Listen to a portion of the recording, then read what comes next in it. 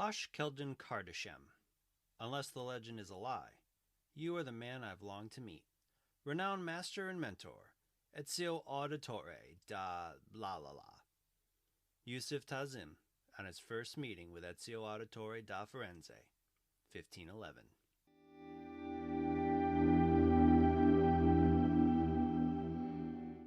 Hello, and welcome to Visions of the Past.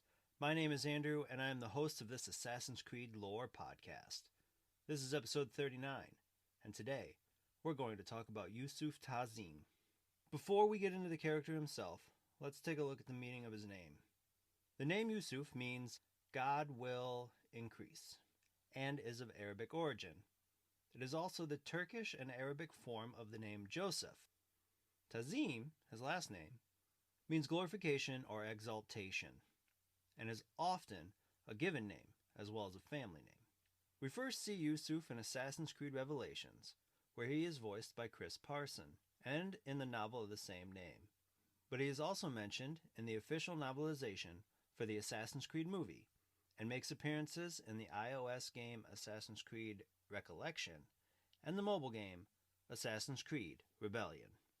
Born sometime around 1467 in the city of Bursa within the Ottoman Empire, Yusuf is the son of an unnamed assassin and Nalan, a pastry cook. Yusuf was raised by his mother, completely unaware of his father's fate or his assassin legacy. In 1475, when Yusuf was 8, his mother took him to Constantinople, fleeing Bursa in the middle of the night. Nalan worked in the city's bazaar, making pastries for Bakir bin Salah, while Yusuf ran the deliveries. Because Nalan had a hard time supporting herself and Yusuf, this was when Yusuf started to use his agility to become a skillful pickpocket. One day, Yusuf took the purse of a woman who was wearing rich clothing, and the theft was witnessed by Davoud bin Hassan. Davoud knew this woman had just left an abusive husband, and the only thing she and her children had left was what was in that purse. So he followed Yusuf, and they got into a fight. Yusuf ended up breaking the boy's nose, but eventually lost the confrontation. Once Yusuf realized the situation of the woman he stole from, he returned the purse. The two boys became friends, and Yusuf agreed to let Davoud teach him who the right people were to steal from, and to defend the small folk of the bazaar. In April of 1480, after seeing what Yusuf was doing with his new friend, Nalan told Yusuf about his father, giving Yusuf his father's hidden blade that was given to her after his death. She told him that his father also fought against those who sought to dominate others, and that he intended for Yusuf to do the same when the time was right. 2 years later, in 1482, Yusuf and Davoud broke into the house of the new owner of the bazaar, and in an attempt to steal as much as they could to help out the merchants after their rent had been quadrupled. However, as they were looting the upstairs, the owner arrived with a guest, essentially trapping the two in the house. As the owner went upstairs to find something to celebrate alongside with his guest, Davoud prompted Yusuf to flee while he distracted the owner. The merchant then entered the room, and Davoud jumped him. Yusuf fled using his father's hook blade, but not before witnessing the merchant cut Davoud's throat. Not understanding what the merchant was talking about when he spoke to his guest about assassins and Templars, Yusuf made a promise to himself to watch for any individual bearing the red cross that Yusuf saw on the merchant's ring. Around 1484, when Yusuf was 17, he was well known as a vigilante and a thief within the city. This caught the eye of the Ottoman vizier and assassin mentor, Ishak Pasha. This led to Yusuf joining the brotherhood just before he turned 20. In 1495, Yusuf accompanied Ishak to Spain to help the Spanish Brotherhood recover Niccolo Polo's journal. However, it had already been traded between the Spanish Inquisition and the Ottoman Templars, and instead of recovering the journal, they ended up walking into a trap, barely escaping with their lives. 7 years later, Yusuf would ally with a handful of Venetian assassins in Greece in an attempt to bring an end to the Ottoman-Venetian War. This attempt led to the war coming to an end by 1503. The peace lasted until 1509, when the area's Templars gathered under the banner of the Byzantine Empire. Yusuf led the assassins in this struggle, and for his efforts was appointed as the leader of the Ottoman Assassins by 1511, though he was never considered a mentor. In 1511, the Ottoman Assassins heard of the Italian mentor Ezio Auditore's encounter with the Templars that were occupying the old assassin fortress, located in the city of Masyaf. Hearing that Ezio was going to come to Constantinople, Yusuf met him at the Golden Horn. While Yusuf showed Ezio around Constantinople, he explained the current conflict within the city between the Assassins and the Templars, as well as the conflict that was going on between the Ottomans and the Byzantines, and what used to happen to the Assassins under the Byzantine Emperor. After showing Ezio the local guild that was located within the Galata district, Yusuf gave him a hook blade. While claiming to have grown up using the weapon, Yusuf demonstrated some of its features and techniques for its use. The two then climbed Galata Tower, allowing for Yusuf to show Ezio the full city. After returning to the guild, another Ottoman assassin would inform the pair that two of the city's assassins' dens were under attack. Yusuf sent Ezio to protect the Galata den while he went to the Grand Bazaar. Ezio saved the Galata den, but Yusuf was too late to save the Grand Bazaars, although Ezio arrived in time to help Yusuf retake the den. After the battle, Yusuf taught Ezio how to craft specialty bombs, and informed him that if he wished to learn more, to seek out Piri Reis within the Grand Bazaar. At this point, Ezio showed Yusuf the journal of Niccolo Polo, and told him about the Masyaf keys. Yusuf responded with no personal information, only saying that he should ask Piri Reis for directions to the old Polo trading post. Sometime after, Yusuf traveled to visit the assassin allies within Constantinople. However, as the thieves, mercenaries, and Romanis were in different locations, Ezio led the way in helping coordinate with the Romanis. Later in 1511, Yusuf and the other Ottoman assassins discovered the Byzantines' plan to kill Prince Suleiman shortly after he returned from his Hajj. In order to protect him, they prepared to infiltrate the prince's cultural exhibition at Topkapi Palace, dressed as Italian minstrels. Ezio met with Yusuf and other Ottoman assassins as they were discussing the plans at the Hippodrome, and offered to help.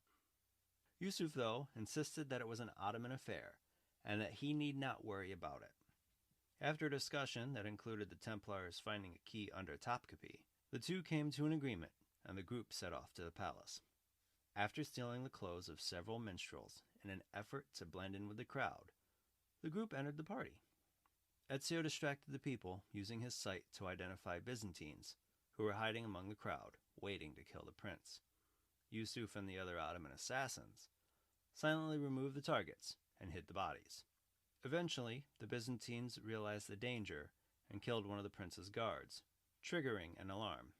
As the elite janissaries guarding Prince Suleiman devised an escape plan to get the prince to safety, the Templars made a desperate attempt on Suleiman's life.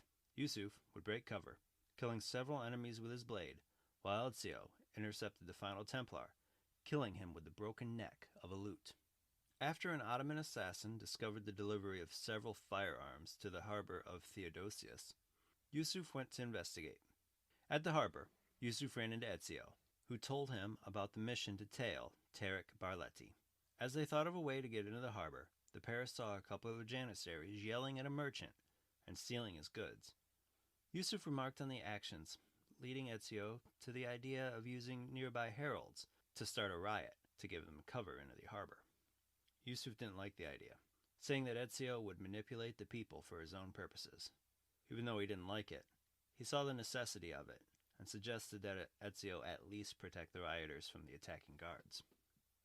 Ezio successfully entered the port and discovered Manuel Paleologos speaking with Shakulu and Tarik about the weapons and their destination. Near the end of 1511, Ezio set sail for the Templar-held province of Cappadocia to pursue Manuel, and Yusuf informed him that the Great Chain had been raised across the Golden Horn to prevent any ship from leaving because of Ezio's assassination of Tarik. He then gave Ezio a bomb that was powerful enough to destroy the lighthouse that held the chain in place.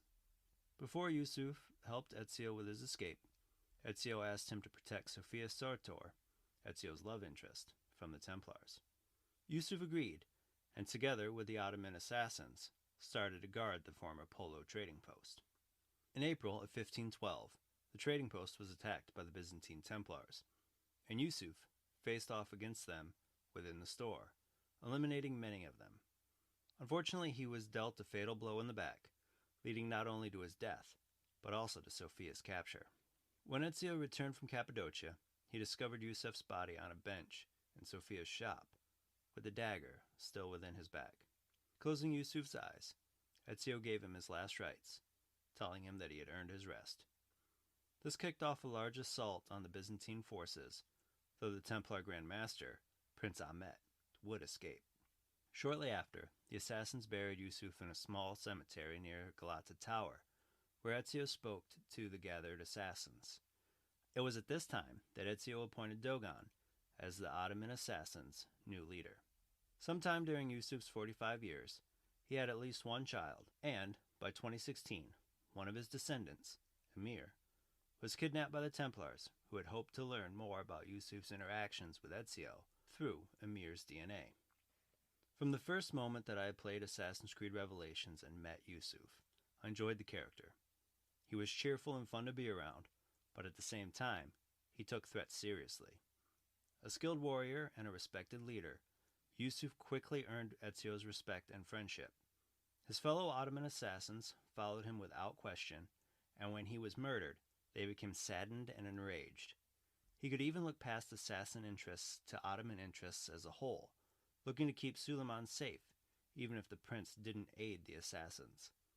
While it doesn't feel like we get a lot of time with him, we get enough to know him for who he is, and not just a cog in Ezio's story, like some other characters we've seen over the course of Ezio's trilogy. Would I like to get more time with Yusuf? Yes. But the story that he had to tell is done, and I don't think there is any real reason to return to the character, even if we did return to the Ottoman Empire at the end of the 15th century, or the beginning of the 16th. Thank you for joining me today.